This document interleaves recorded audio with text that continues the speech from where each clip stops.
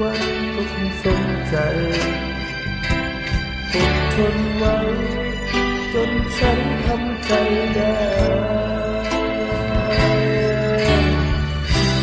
จึงไม่ยอมให้เธอจากจึงนิรันดร์กับเธอไว้จึงไม่ยอมสูญเสียไปเพื่อเธอไม่อยากรัก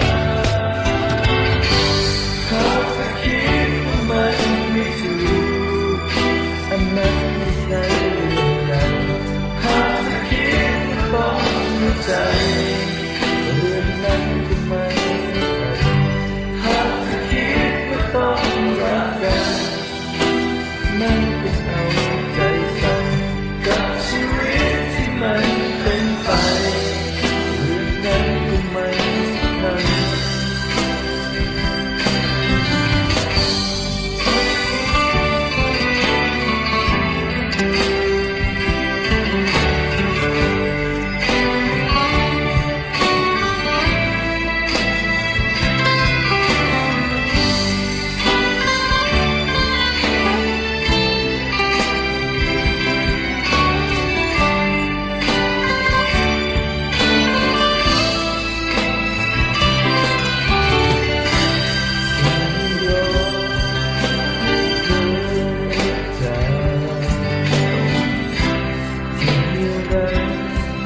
กับเธอ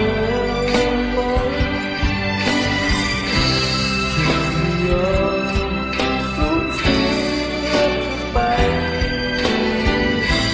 แม้ว่าเธอไม่ยอมรับหากเธอคิดว่ามันไม่ถูก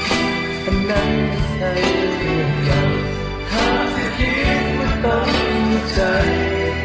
เรื่องนั้นก็ไม่สำคัญหากเธอคิดว่าต้องรักกัน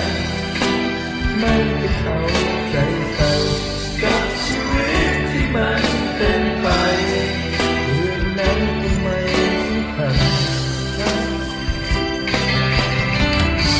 หากเธอคิดว่ามันไม่ดีอันนั้นไม่ใช่เรื่องใหญ่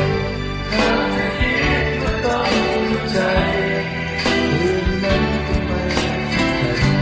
หากเธอคิดว่าต้องรักกันไม่เอาใจใส่กับชีวิตที่มันเป็นไปเรื่องนั้นก็ไม่สำคัญ